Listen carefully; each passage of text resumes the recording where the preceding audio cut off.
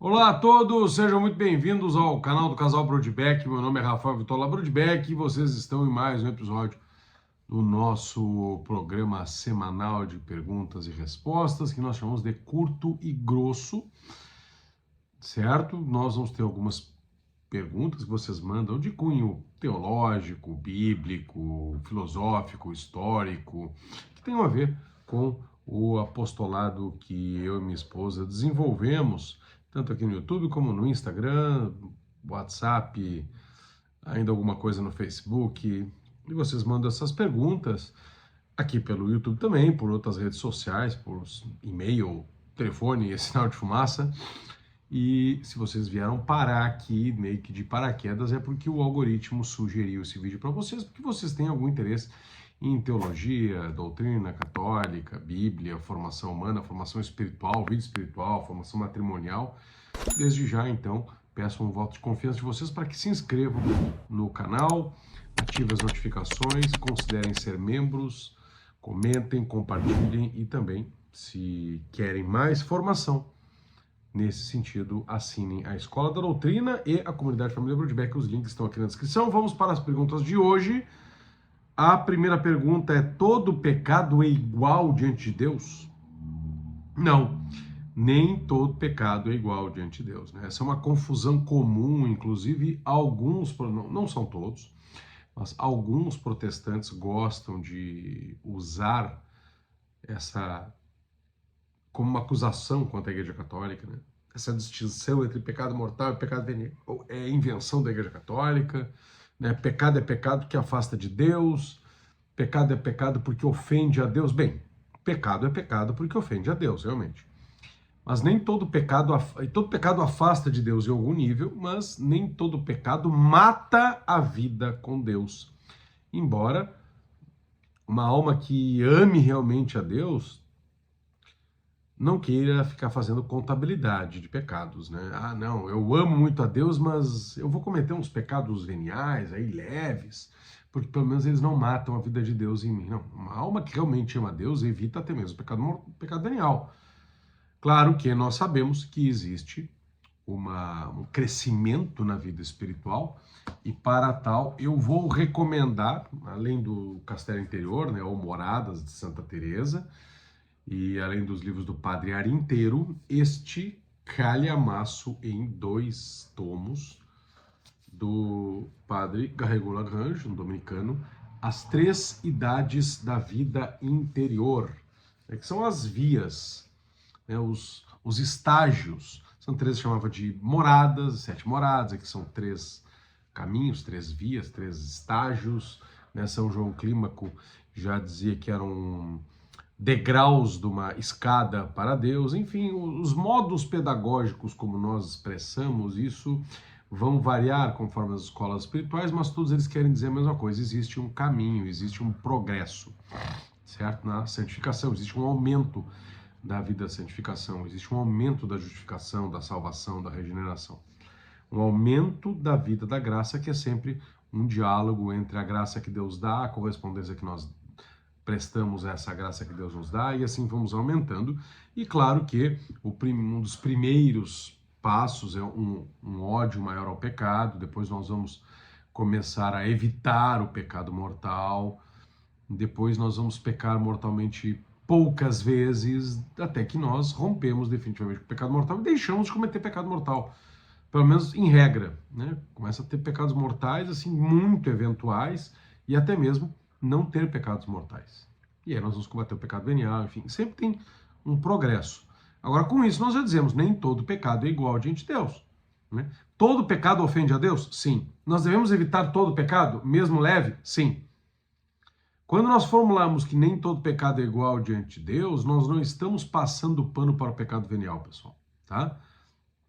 Nós estamos estabelecendo a gradação conforme a própria natureza das coisas, certo? A própria Sagrada Escritura distingue entre pecados mortais e veniais, né? Santo Tomás de Aquino, para a gente não ficar só na Escritura, seguindo toda a tradição da igreja, seguindo o que ensinaram os padres da igreja, né, na patrística, ensina que os pecados são desiguais, né? E essa desigualdade dos pecados existe quanto ao objeto, quanto à intenção e quanto às circunstâncias. Quer dizer que há pecados, todo pecado ofende a Deus, mas existem pecados que ofendem mais gravemente a Deus, causam mais desordem na alma e exigem, portanto, reparações mais severas, embora Cristo, nosso Senhor, tenha morrido na cruz por todos eles. O pecado, por definição, é aquele que, pecado mortal, por definição, é aquele que, por conta do nome, né, mortal, aquele que mata a caridade, mata o amor. O que é a caridade? É a virtude teologal que faz com que nós amemos a Deus sobre todas as coisas e ao próximo como nós mesmos, certo? Então, quem peca mortalmente é aquele que destrói a caridade em si. Ele pode não destruir a fé, o cara pode pecar mortalmente e continuar com a fé da igreja, continuar com fé católica, continuar crendo no que a igreja ensina. Mas esta fé não é mais informada pela caridade. Se ela não é mais informada pela caridade, significa que ele tem fé, mas ele não ama mais a Deus sobre todas as coisas. Certo? E se mata a caridade, esta fé não é mais informada, e a fé sem obras é morta, já diz São Tiago, então a fé tem que ser informada pela caridade. Se a pessoa morre nesse estado de rompimento de amizade com Deus, ainda que tenha uma fé não informada pela caridade, uma fé, portanto, morta, ele vai para o inferno, conduz à condenação eterna. Não, mas não é a fé que salva. Sim, a fé que salva é uma fé informada pela caridade. Uma fé que é simplesmente uma adesão ao que Deus ensina, mas que não tem um comportamento adequado conforme essa fé, é uma fé morta. Né? Já o pecado venial é aquele que enfraquece a vontade, fere a alma, mas não rompe a caridade, ele não rompe a graça santificante, não destrói a amizade com Deus. Ele é um mal real, não deve ser desprezado, mas claro que ele não tem a mesma gravidade do pecado mortal. Aliás, os próprios pecados mortais têm distinções entre eles. Adultério é um pecado mortal? Sim. Masturbação é um pecado mortal? Sim. Mas qual é que é mais grave? Aquele que eu peco violando a mim mesmo, aquele que eu peco violando a mim mesmo e também a confiança que a minha esposa deposita em mim. Todos esses pecados são pecados gravíssimos, mas e se eu faço uma orgia com um monte de gente? E se eu tenho pecados mortais, sexuais contra a natureza? E se eu cometo homicídio? Se eu cometo aborto? São pecados mais graves. Então há uma gradação, né, de gravidade entre os próprios pecados mortais, quanto mais entre os mortais em relação aos veniais. Na Escritura, na primeira epístola de São João, no capítulo 5, versículos 16 a 17, nós lemos: há pecado que leva à morte. Vejam, vamos pegar aqui. 1 João, tá? Não é o Evangelho de João, é epístola. Tá? Vamos lá para o fim da Escritura, tá? Tá lá perto do Apocalipse. 1 João 5.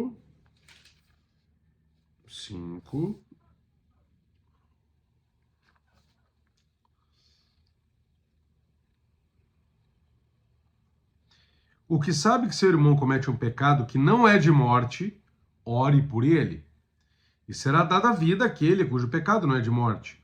É o seu pecado de morte, não digo que rogue alguém por ele com tanta confiança de ser ouvido. Toda iniquidade é pecado, e há pecado que é de morte. Há pecado que é de morte, ou seja, que afasta completamente o pecador de Cristo. Jesus mesmo faz essa distinção, por exemplo, agora não na epístola de João, mas no evangelho do mesmo João, capítulo 19, versículo 11, ao falar com Pilatos, ele diz: aquele que me entregou a ti tem maior culpa. Aquele que me entregou a ti tem maior culpa. Ou seja, Jesus está dizendo que Pilatos tem culpa, mas que o sinédrio, os judeus que entregaram Jesus a Pilatos, têm uma culpa maior. Então, Jesus está estabelecendo uma gradação entre os pecados.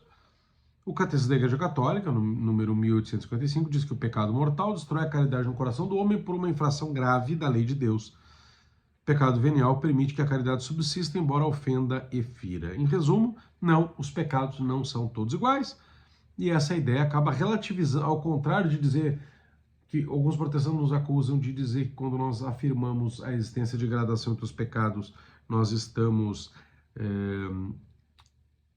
como que banalizando o pecado venial. Não, ao contrário. Quando nós estabelecemos uma gradação entre os pecados, nós estamos não relativizando a gravidade do pecado mortal.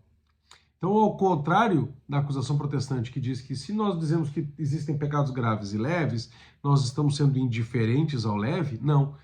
Se nós dissermos que todos são iguais, nós estamos na prática sendo indiferentes ao grave, porque não estamos dando o peso adequado a ele.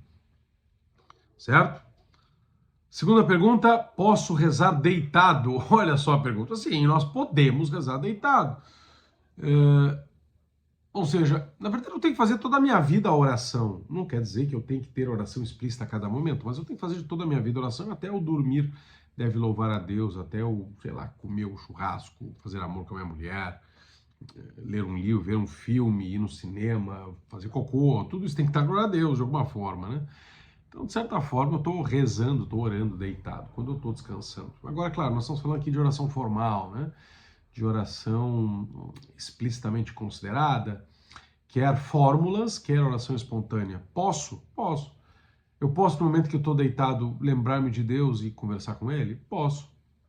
Senhor, muito obrigado, estou deitado aqui, quero te agradecer por descansar, pela bênção que tu me dás, ao fazer com que eu tenha uma cama quentinha, fofinha neste inverno, e eu possa recuperar as minhas forças.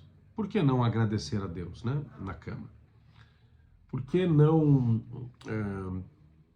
inclusive, repetir determinadas orações formuladas, né, Pais Nossos, Aves Marias, né? Por que não? Por que não? Hã?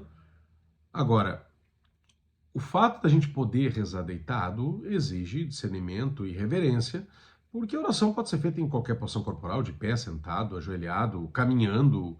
Né? Quantos terços eu rezei caminhando, por exemplo, né? Porque Deus vê o coração, pessoal, tá? Agora, no entanto, a igreja também, por outro lado, sempre reconheceu que a postura do corpo, ela exprime e colabora com a disposição da alma. Vejam, a alma é mais importante, mas a postura do corpo, ela exprime e colabora com a disposição da alma. Por isso, nem toda posição favorece igualmente o recolhimento, nem toda posição favorece igualmente a atenção, nem toda posição simboliza um respeito maior a Deus. É óbvio que se eu me ajoelho, eu estou mostrando mais respeito a Deus do que se eu estivesse deitado. Agora, vamos ver as situações, né? Se eu estou doente, cansado, prestes a dormir, eu posso oferecer uma oração a Deus? Posso.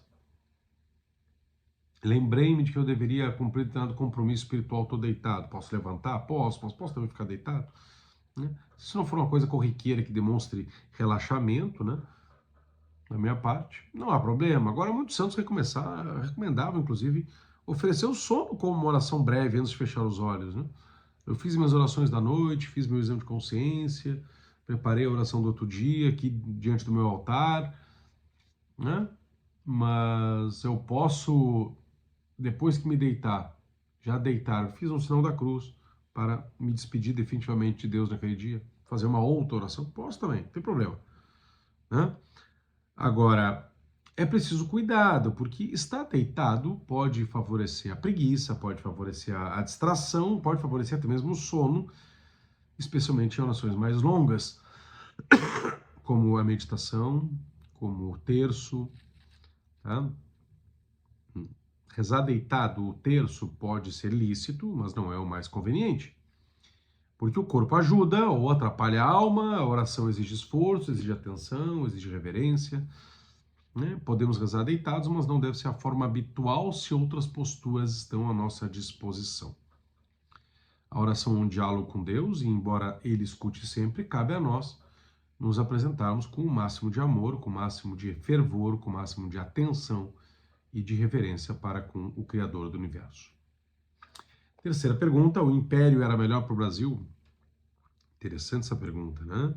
O Império era melhor para o Brasil? E nós vamos ter determinados níveis de respostas a essa pergunta. Exige uma resposta que vai além da nostalgia, que vai além da ideologia que era a favor ou contra. Eu já digo que eu sou monarquista, tá? Eu conheço pessoalmente o Bertrand de Orleans Bragança, estive com ele, ele sabe quem eu sou, converso com ele, tem o WhatsApp dele, gosto muito dele, estive com ele algumas vezes, né? Conversei com ele várias vezes, online e fisicamente. Sou um grande admirador da família real brasileira, família imperial. São católicos, devotos, verdadeiros. Gostaria da restauração da monarquia. Lamento o golpe do 15 de novembro que instaurou a República. Mas a resposta exige uma clareza, né? Fora da nostalgia, fora da ideologia, quer contra a monarquia, quer a favor da monarquia, porque pode existir. Eu sou um monarquista, mas eu não sou um monarquista por convicção ideológica. Eu sou um monarquista por convicção doutrinária política, porque acho que é o melhor para o nosso país e não porque eu coloco uma ideia acima da realidade.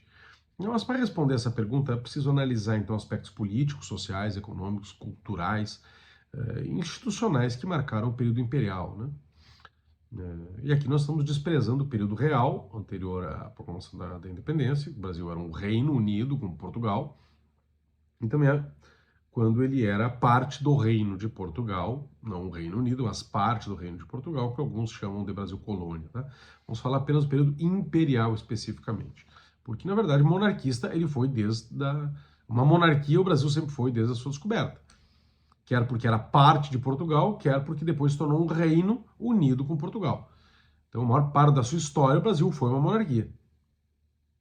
A maior parte da sua história foi uma monarquia, mas o Brasil independente, ele era uma monarquia imperial, era um império, não um reino.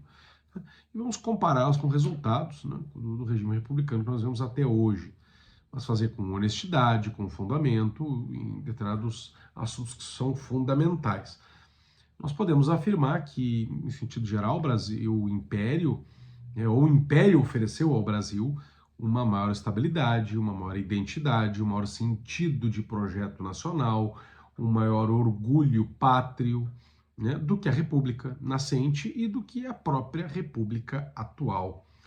Durante o Império, por exemplo, o Brasil teve apenas 2 monarcas, né, Dom Pedro II, Dom Pedro I, Dom Pedro II, ao longo de 67 anos.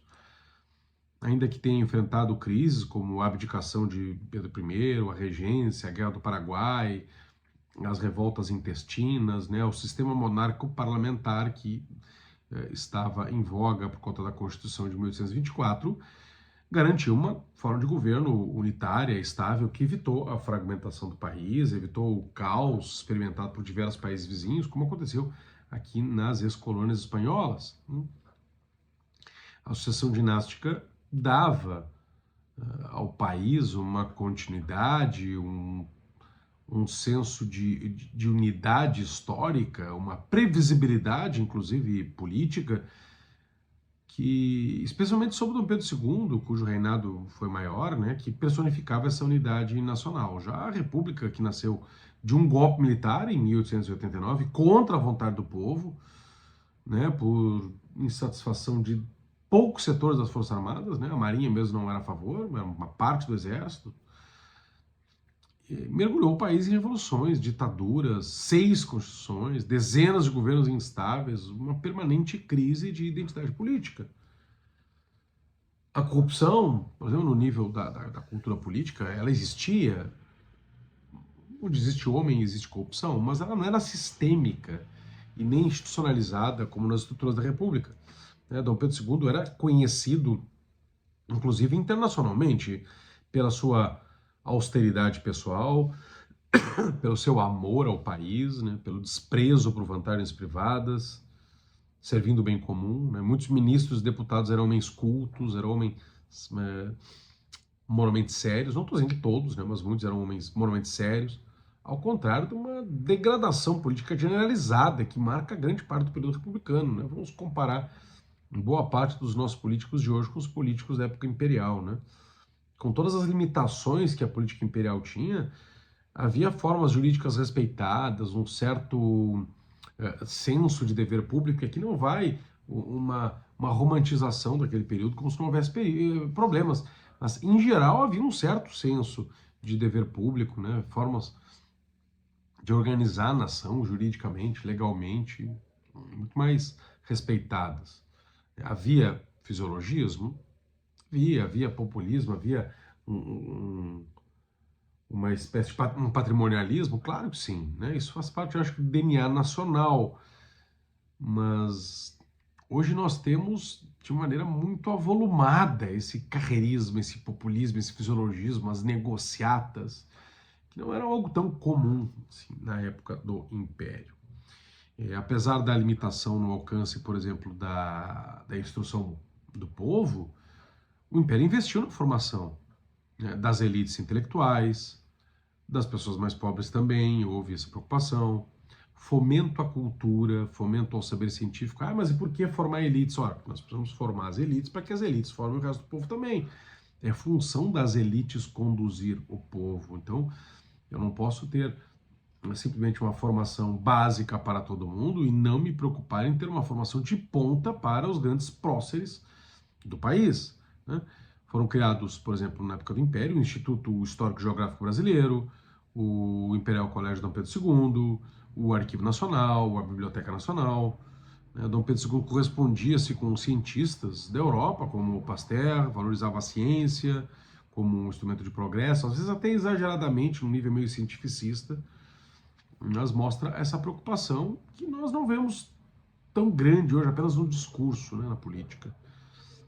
A República ampliou o número de escolas, é verdade, nós não podemos negar, mas introduziu também modelos pedagógicos ideologizados, utilitários, ineficazes. Quantos relatos de doutrinação política nós vemos nos colégios hoje, públicos e privados? Isso comprometeu a qualidade da educação, a adoção de métodos de Paulo Freire, enfim, né? O caos educacional do século XX deve-se, em boa parte, à ruptura com a formação clássica e baseada na moral que era promovida no século XIX, no Brasil Império. Na questão religiosa e na moral pública, que eu acho que é o que mais nos interessa, aqui por sermos católicos, estamos no canal católico, o Império Brasileiro era constitucionalmente católico, isso era uma coisa positiva, né? O catolicismo era a religião oficial do Estado. Isso favoreceu, num certo aspecto, alguma unidade moral e cultural, com valores cristãos presentes nas leis, na educação, na vida cotidiana. Os feriados eram feriados católicos, não feriados meramente cívicos, sem nenhuma importância para o povo.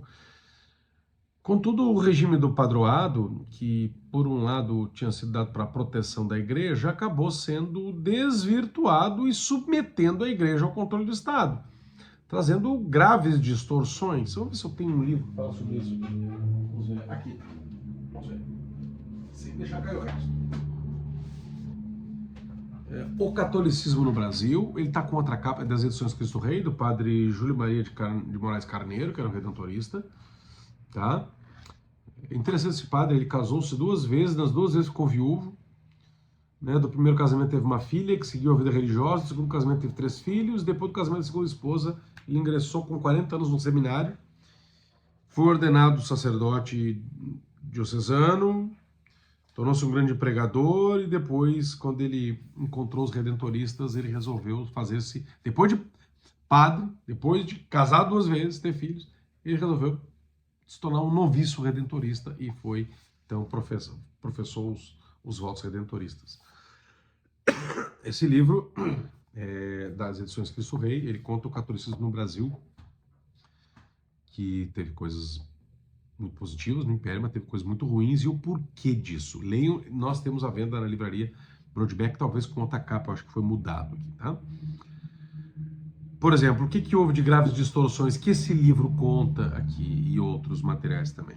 O governo, por exemplo, impediu a criação de novas dioceses, dificultava a fundação de seminários, de mosteiros, de monges que estudavam na Europa, de criação de noviciados, e tratava os padres como servidores públicos, né, funcionários estatais, interferia diretamente na vida religiosa. Então, o que era o padre? O padre é um funcionário público, pago pelo Estado, para dispensar sacramentos. Então, ele não vai comprar briga, por exemplo, com um juiz da cidade, com o delegado da cidade, com o prefeito da cidade, que também são funcionários públicos. Todos servem o mesmo Estado, então acaba deixando as coisas acontecer de qualquer jeito. A formação já não era a melhor, o padroado acabou não deixando implantar tão bem o decidido lá pelo Conselho de Trento, com criação de bons seminários para formação teológica mais rigorosa. Então nós tivemos padres com boas vontades, mas tivemos péssimos exemplares do clero naquela época também. Né? O episódio da questão religiosa, que levou à prisão de bispos como Dom Vital e Dom Macedo, né, por obedecer em Roma contra a maçonaria, ilustra bem esse conflito. Além disso, o catolicismo de Estado, na época do Império, gera um automatismo sacramental, né, com práticas religiosas mais sociais do que espirituais. Então eu tenho que fazer parte da novena porque é um evento social da cidade, e não porque eu realmente tenho um amor muito grande a Deus, nosso Senhor, que se manifesta nos seus santos, né? Com a República, a separação entre igreja e Estado, embora em tese não seja a melhor coisa, porque o Estado tem que, o trono tem que estar unido ao altar, o fato é que, na prática, libertou a igreja dessa tutela. E embora eu seja um monarquista, eu não sou um monarquista defensor da submissão da igreja ao Estado, sou um monarquista em que a igreja tem a sua independência. E com todos os problemas da República,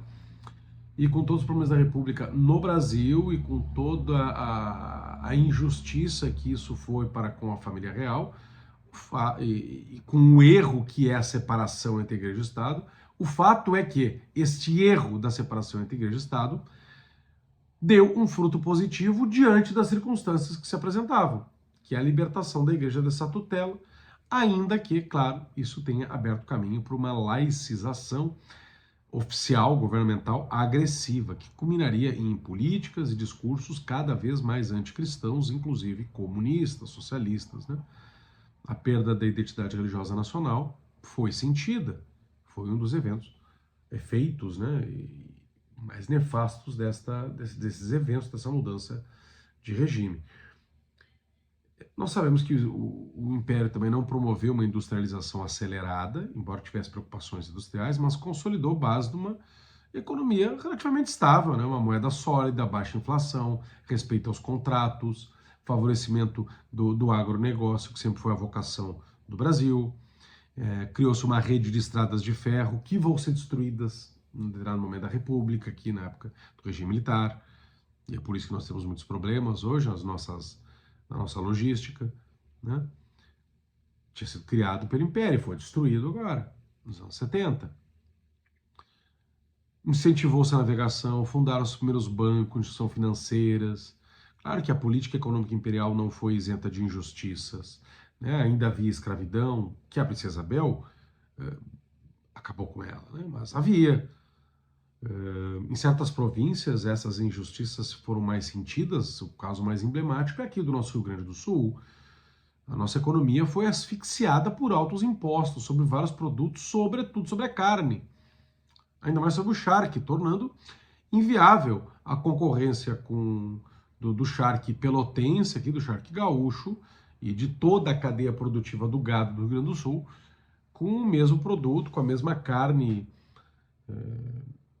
que era carne comum, que era ela charqueada aqui do Prata, né, do Buenos Aires de Montevidéu.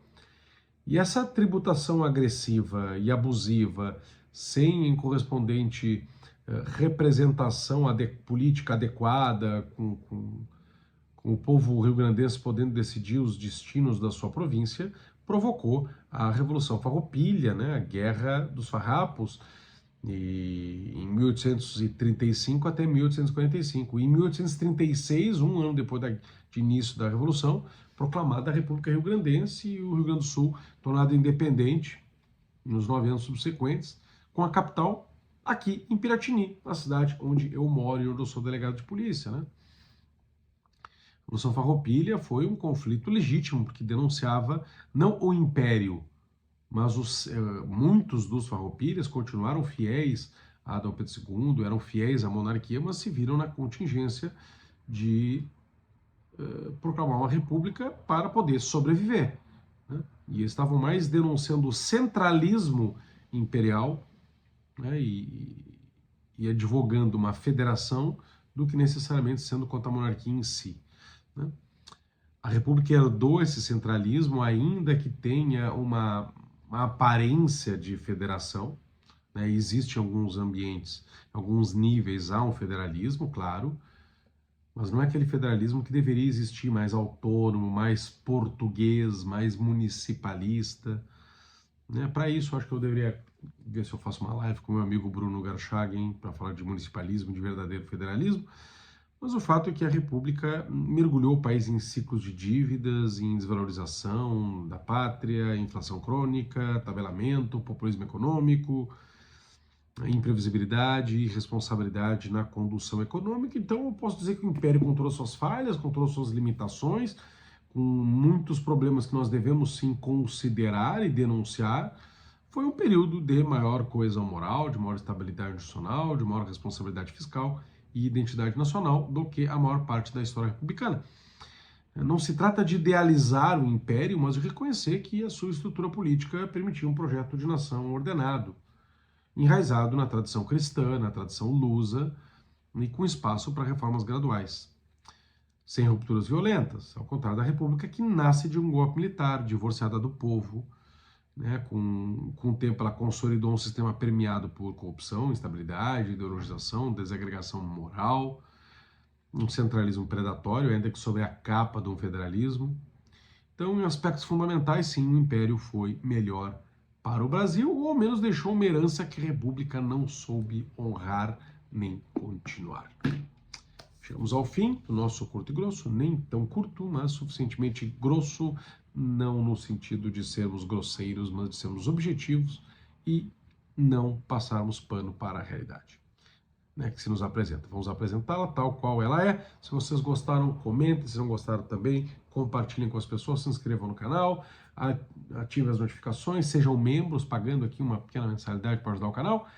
E também entrem no link que está aqui na descrição para assinar a Escola da Doutrina e a comunidade Família Brodbeck para receber mais informação minha e da minha esposa. Até o próximo vídeo. Fiquem todos com Deus.